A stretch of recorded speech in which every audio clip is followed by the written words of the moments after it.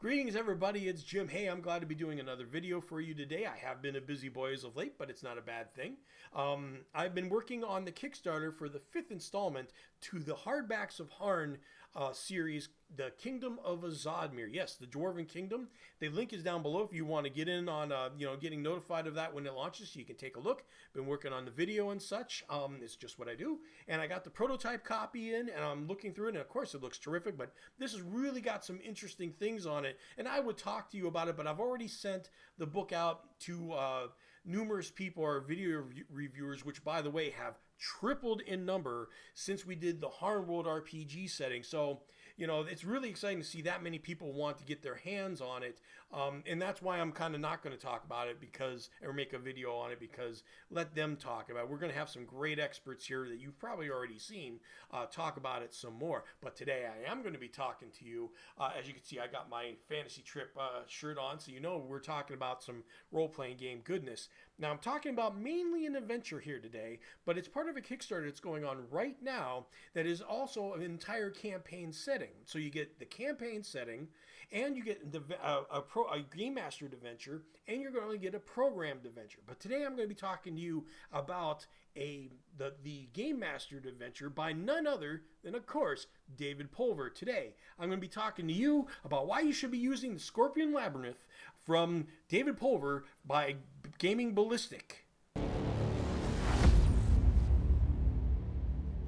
All right, so let's talk about the premise of the adventure a little bit here. Now, I do have to say that I don't have any artwork to show you from this because it's such an advanced copy that Douglas Cole from Gaming Ballistic hasn't even parsed this out yet. But darn well I sent him my brother's credentials, of course, my brother being the guy that's doing the majority of the counters and artwork for the upcoming Bestiary project from Steve Jackson Games for the Fantasy Trip, which I'm excited to say. From what I remember, Steve said that was being released in August, which of course is when Gen Con happening, and of course this was supposed to be a big Kickstarter, which I think they're really trying to reintroduce the Fantasy Trip. So I'm really excited to see that. So hopefully maybe something will come of that with this. But anyway, let's talk about the adventure itself. So I'm going to read this off here, and we'll go ahead and think of what you think of your first impressions when you hear about what this adventure is about.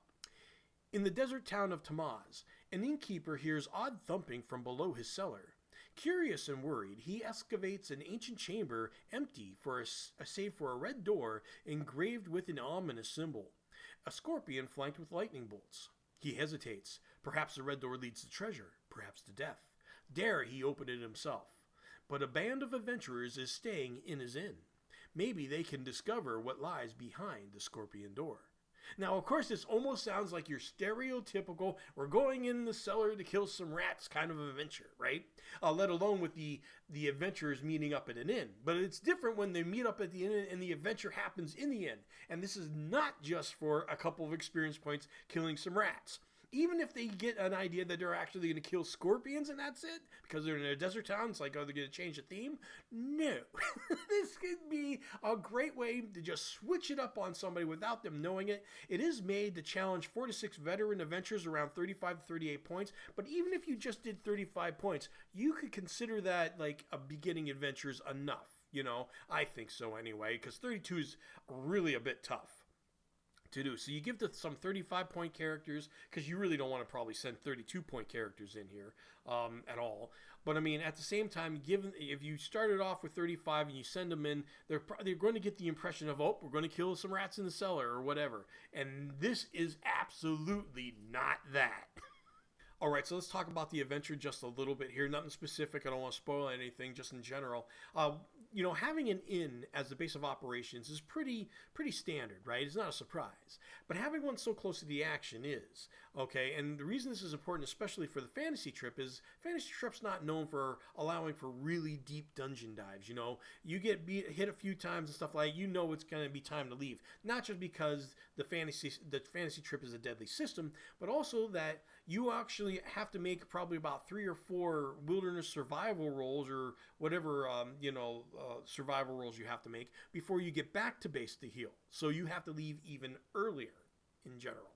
Here, being the base is right there, you can leave, shut the doors, and you're already at home base. Okay, and that's actually a little bit convenient. I wouldn't pull that off all the time, but here it's going to work, and I like it. Especially the fact that the characters that they've made, the NPCs that you can interact with, that's actually kind of cool because they're right there. So it feels a little bit more personal. That's why I feel like if I had to think about what this session would feel like, you know, you're not so disjointed that you're just meeting at the inn to heal. I haven't seen you for 2 weeks. Plus, there's a, you know, with the innkeeper right there, because this is his personal stake here. This is his place. So there's you have to interact with him and everybody at the inn a little bit. So there's definitely room for role playing there as well. And here we have the Golden Phoenix Inn, which is, of course, where the adventure takes place. Now, the good thing is here is they do spend a good amount of time, I think about 3 or 4 pages, fleshing out the Golden Phoenix Inn. And this is important, as I just mentioned. I really think you're going to role play a lot more here than you would normally. You know, just because it's so close to the action. So that's going to make for some pretty interesting things. And not to mention, as you can see right in the middle there, there's a courtyard that's just spoiling for a fight. It looks like a mini arena. And I wonder if that's done on purpose. Oh, I think it is. You ain't pulvering the wool over my eyes, David Pulver. I know what that's there for. So that's actually kind of cool. And it's so fleshed out that you could easily take this in and you could replace, like, let's say, Skarg's Tavern from the Village of Bedouin in the Labyrinth book, and vice versa. Quite honestly, you could take this whole Scorpion Labyrinth, you know, it's just a door and then you go in, you could take that and say it's happening at Skarg's, as a matter of fact. So, you know, there's this really a nice little modular tavern or inn that you can just take anywhere, and I definitely like what they've done with it. So one thing I like about what David does here is he gives a little bit of a clinic also about how to make non-combat skills, you know, worthwhile for the player. Okay, it's always tempting, especially in a game as, you know, combat deadly as the fantasy trip is, to put all your, you know, your skill points into combat related stuff, right? It's justifiable to a degree, right? Because there's nothing worse than having a non-combat skill that's only going to come up once every other adventure, right? Not something you're going to use every adventure, like, you know, swordsmanship or wizardry spells or whatever like that. But I mean, something that's only going to come up once every so often, then you roll for it, and then you fail the roll and you get nothing. It's like there's no benefit of having it. So that's why the temptation's there to put it on the combat. So what David does is, no matter what, if a skill pops up, you get rewarded with something. There's a default reward that's happening, like it or not, right? But then if there's something more to give away, okay, then he'll make you roll for it. But even then, if you do, there's multiple things and multiple degrees of what you can get. So generally, you're rolling more, which is the reason why combat skills are worthwhile, because you're using them all the time, and the more you roll, even if you fail every so often, you're going to succeed in others. So it allows you to, as a player, to at least feel like it was worth the time to put the point in. You know, even if it does only come up every so often, you're going to feel like you're going to get rewarded in a different way. So I definitely think that was a nice little class on that, and you should definitely get this adventure just for that alone. All right, so let's talk about the Kickstarter right now, and let's face it, if I've got Wet Your Whistle already, I've only been talking about one book out of the 3 that you get with this. So this is no longer about, you know, if you should click. It's about what you're going to get when you click, because you're probably going to, right? $14,000, 210 backers. There's only been a few days. It's definitely going to reach its goal, so that's not an issue.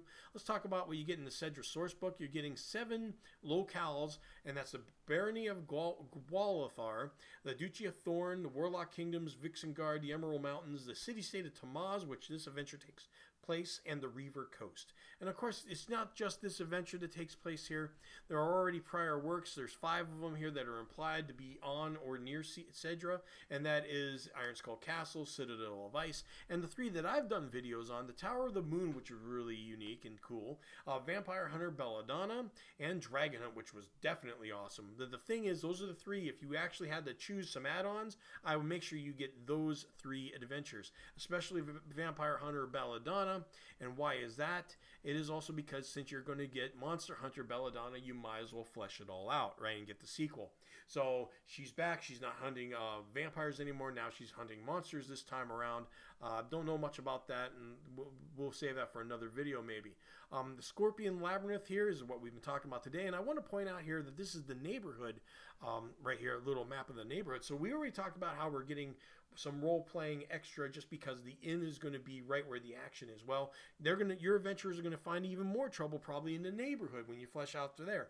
And the interesting thing is, this is kind of a reverse drill down. See, a drill down is what I usually like to use as a sales tactic for the Harn world setting. You'll see in my videos all the time, I start with with Harn, and then it drills down to a region, then it drills down to a castle, then it drills down to a building within the castle, then it drills down to a room, right to a door, whether it's locked or unlocked. Okay, people love that kind of detail, so I love pointing that out all the time. And this is kind of the same thing, only in reverse. We start with an inn, then we can go up to, we blow up to the neighborhood, then we blow up to the city-state of Tamaz, then we blow up to the Isle of Sedra, and then that's where we stop, because we're not going to blow up to show the entire world of Sedri, because the entire world of Sedri is 100 Earths wide. That's going to take 5 to 10 minutes, nothing but. So we'll stop at the Isle of Sedra, and that'll be it. So let's talk about what you're getting here. The digital Sedra is $30, but folks, I'll be honest with you, and if you've already backed for one of the 49 that's backed, I'm going to give you a reason to upgrade to the physical Sedra. Gifts. For $20, yeah, plus a little shipping and stuff like that, you're going to have gifts. Yeah, you're a PDF user. That's fine. Keep the PDFs. You get the physical copies and then give them to somebody, 3 different people that are even just interested in playing, the fantasy trip if they get into it. It's just cheap gifts. I always like thinking like that. That's why I got my dice sets that I've sold. I always try to tell them, look, it's only $5 a pack of dice. It's like gifts, it's stocking stuffers to gamers. I mean, you're gonna, that way you really make everybody happy. Anyway, the Sedra books and the cards. This is the most popular level. It's $85, so it's $35 more for the cards. Okay, and they are dry erase, I do believe. Because the other ones were the ones from Decks of Destiny. So, and they're the exact same kind of format, and that's why a lot of people are getting them. I mean, I would definitely say that is definitely worthwhile. 100 backers can't be wrong when it's doubling what everybody else is doing on these other levels. So, consider upgrading your pledge to get those cards, and if you haven't gotten the Decks of Destiny from the fantasy trip in general, definitely get it, and you'll see what I'm talking about. And then you have, and this makes me happy, I don't know if he came up with it on his own, which great minds think alike, he could have, but the pulverized digital bundle. The PDFs are $100, and the physical bundle is $200. 28 items included in that, and then you got the one that's every Gaming Ballistic fantasy trip book and card, both physical and PDF, for $350. So if you just decided to dive on in, and that's about 500 Decks of Destiny style cards in that now. So that's a lot of cards, to use. I mean, if you ever use them, give me a comment down below of how you've used the Decks of Destiny cards. That's a big thing. It's a nice little selling point. But anyway, guys, that is the video for the Scorpion Labyrinth, part of the Isle of Sedra Kickstarter. Thank you very much. Hope you jump in, and I'll see you next video.